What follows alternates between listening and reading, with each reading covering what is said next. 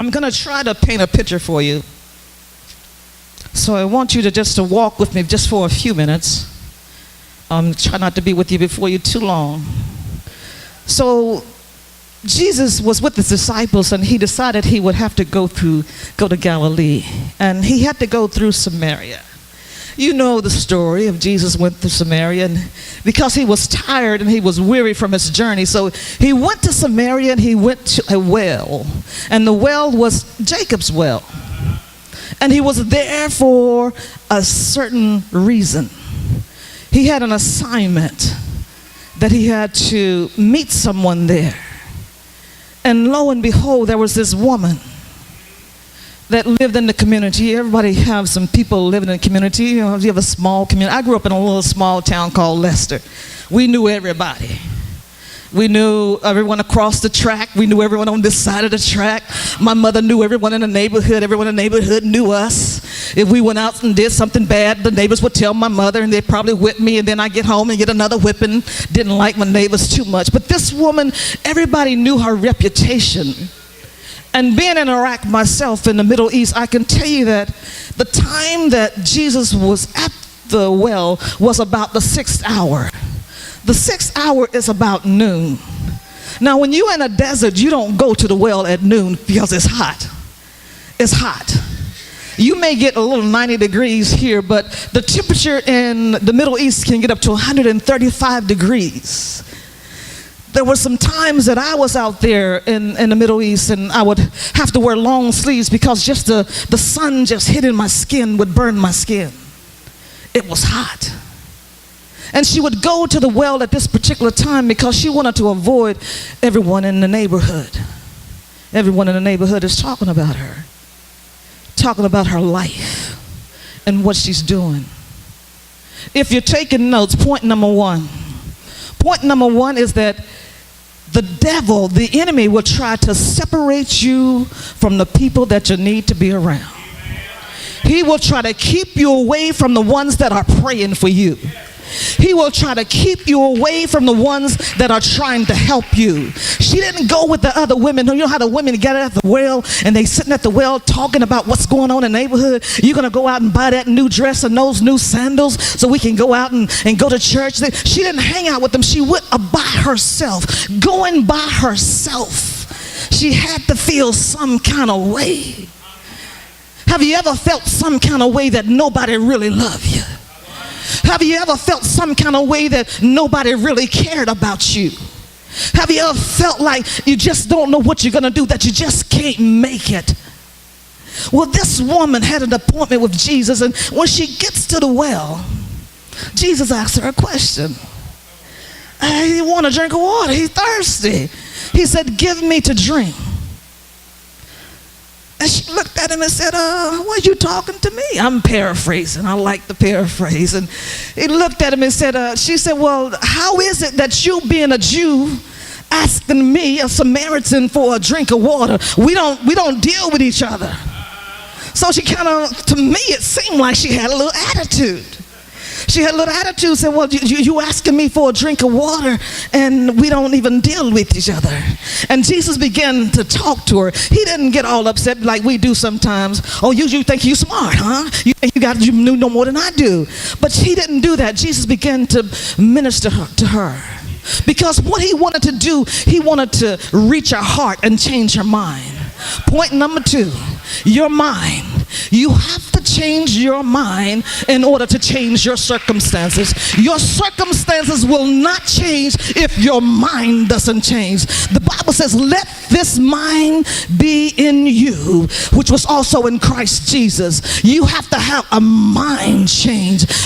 And the Bible also says, by the renewing of your mind. You have to renew your mind daily. God was trying to reach her mind. I can say, I really don't want to stay in this neighborhood. I want to get out of this neighborhood because this neighborhood is just not a good neighborhood for me. I want to have something better for my children. I want to have something that I can call my own. I want to own my own home. I want to have a car that's paid for. I don't want to be living paycheck to paycheck. But in order to get to that point, I have to have a mind change. I can't hang around the people that I normally hang with, because when you hang around the same people in your same conditions, guess what? You're going to stay in the same condition. So this woman is at the well talking to Jesus, and she asked Jesus, said, if you knew what kind of water that I had, if you only knew what kind of water that I could give you, you would never thirst again. And then it intrigued her. She's been, how are you going to get some water out of this well? The well is deep. We went into the home store. You got to have something to put down in the well and pour the water out of the well. And he said, I will give you living water. And she became a little curious. Her mind is beginning to change. She's like, but she's still not at the right place, because she's just not there yet. So Jesus began to talk to her more. Sometimes when people have been through a lot in their life, if anybody in here been hurt before, anybody had the feelings hurt before, anybody in here been down, anybody, one of your best friends hurt your feelings. Did you ever have a boyfriend and your boyfriend hurt your feelings and you still in those salty feelings today? But you need to get over that, because everybody has had some places in their life when they've been down. And this woman was down. Jesus is trying to get her up out of the position and the condition that she's in. And he begins to talk to her. And as he talks to her, she begins to talk about the significance of Jacob's well. Well, Jacob's well is just Jacob's well. He gave it to Joseph as a gift. But she's trying to change the subject on Jesus. You can't change the subject on Jesus, because he's going to continue to pull at your heart. Let's talk about promises for a minute. Now, if I promise you something, if I promise my granddaughter there something, I would say, Amira, I'm going to take you to Chick-fil-A when we leave church. She's going to remind me, Gigi, you said you're going to take me to Chick-fil-A. If I don't take her to Chick-fil-A, she's going to say, but Mama, Gigi, you promised that you would do this. We break our promises a lot. We promise people things, and we break our promises so much. But Jesus has some promises for us. He promised that he would never leave us nor forsake us. He promised that he would be there when you're up. He would be there when you're down. He promised that he would never leave you nor forsake you. We may turn our back on God, but he will never leave us. He will never leave us. So as we continue the story about the woman at the well, we go on, and he at one point he said, I want you to go get your husband. Go get your husband. And she said, I don't have a husband. He said, you have said that well, because the one you're living with right now is not your husband. And then she's going to get religious on him. She's going to get real deep now. Oh, I perceive that you're a prophet. Now this woman that did not come to the well when her friends and all the other women in the neighborhood came to the well. She was sitting here at the well talking to Jesus, having a conversation. And that's all we're doing. We just having a little conversation this morning about Jesus and this woman at the well. So he's sitting there, and then first of all, she's going to say that the well is deep. And first she's going to say, you can't talk to me because we come from different neighborhoods. Then she's going to say that the well is deep. But then she wants some of his living water. And then he's going to say, go get your husband. And she said that the man that you're living with right now is not even your husband. Was this woman satisfied? She was looking for something. She was looking for love. There's so many people in the world today just looking for love. They just want somebody to say, I love you. The reason why young men and young women join gangs today is because they're looking for love. They're looking for family. Have you ever been so hurt that you just needed someone just to rub your head just a little bit? And sometimes you just need someone to say, you're going to be all right. You're going to make it. Because when you say negative things, everything negative you get comes out of your mouth, it's going to be a negative outcome. But when you speak life into someone's life, they begin to live. All of those negative things, the Bible said that the power of life and death is in the tongue. So you got to learn how to speak the positive things in your life. So Jesus didn't get an attitude with her. He said, you said that well, that man that you're living with right now is not your husband.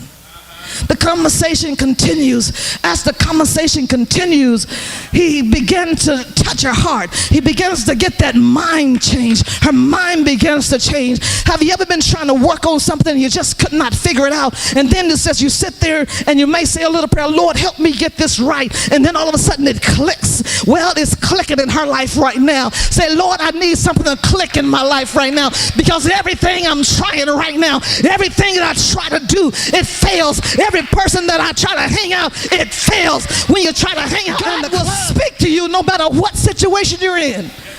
You can be strung out on drugs, and Jesus will speak to you.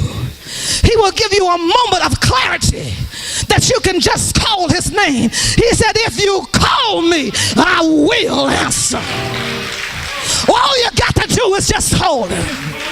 All you got to do is just surrender.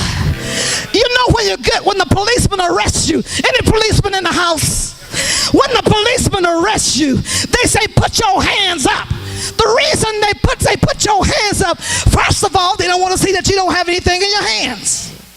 Second of all, that puts you in a vulnerable state. When you put your hands up, you're in a vulnerable state. When you put your hands up to Jesus, you're in a vulnerable state. And it's a surrender. Say, I surrender to you, Jesus. I surrender to you, Jesus. I don't have one hand in one pocket and one hand up in the air. I'm throwing both hands up because, Lord, I'm tired. I feel like I'm that woman that was at the well. I have some issues in my life. I'm thirsty, but the water I'm drinking is not satisfying me. I need you, Jesus, to come in and do something. Let's skip forward a little bit. Well, when Jesus met the woman at the well, he had to get this woman in order to get a city. Sometimes God has to save you in order to save your entire family. He had to pick this woman. Everybody knew the woman. That's why he picked her. Everybody knew her life. That's why he picked her. Everybody knew she had 5 men in her life. That's why he picked her. Everybody knew that she was down. That's why he picked her. That's why he picked her. He picked her because he knew that if he touched her, she was going to go and tell somebody else. Sometimes God is so good. God is so good, you got to tell somebody. The song said, I said I wasn't going to tell nobody, but I couldn't keep it to myself. I had to tell about Jesus, the love of Jesus. So everything is clicking. Her mind is right now. She's listening. She's thrown her arms up and said, Lord, I surrender. She said, Lord, I'm looking for this love and I'm not satisfied. Because Jesus said, I will satisfy you. He can take all that stuff that you have inside of it. He can take it away. You may be looking for your mother to satisfy you. You may be looking for your husband to satisfy you. You may be looking for your father to satisfy you. But Jesus satisfies. You may think you feel good when you're snorting a little coke. You may think you feel good when you're shooting up a little bit. You may think you feel good when you drink the alcohol. But guess what? When that high is over, it's over. But I'm talking about some water today. Not this particular glass of water that I'm holding in my hand. I'm talking about a water that will flow up like rivers of water in your belly. I'm talking about water that you will never thirst again. All of the stuff that's in your life, it will go away. I'm not saying that it's going to be easy. I'm not going to say that every day is going to be Sunday. I'm not going to say that every day you're going to be happy. But God will satisfy you. He will pick you up when you're down, when you're laying in your bed at night and you just don't know what to do. You just call on Jesus. You call on Jesus because Jesus answered prayer. Well, the woman runs back into town. She runs to the men, and the men see her coming, and she's running to these men. The men may have it in their mind that she's running to me because she wants me now. No, no, no. She said she ran to them. She ran through the city and said, come and see a man. Come and see a man that's told me everything about my life. Come and see a man that's taken the burden away. Come and see a man that's picked me up. Come and see a man that's satisfied me. Oh, he gave me some living water, and now it's overflowing like rivers of life in my belly. In your belly shall flow rivers of living water. Yes, it will. Yes, it will. Jesus sent you here today. He sent you here for this is your divine appointment. This is your divine appointment. I came all the way from Silver Spring, Maryland by way of Gloucester, Virginia to tell you about a man that can quench your thirst. He can satisfy you. He can take all the pain away. You put on a brave face and you're out with your friends and say, how you doing? Everybody laughing. But when you go home and get in by yourself, that's when the pain really hits. That's when your pillow is wet with tears.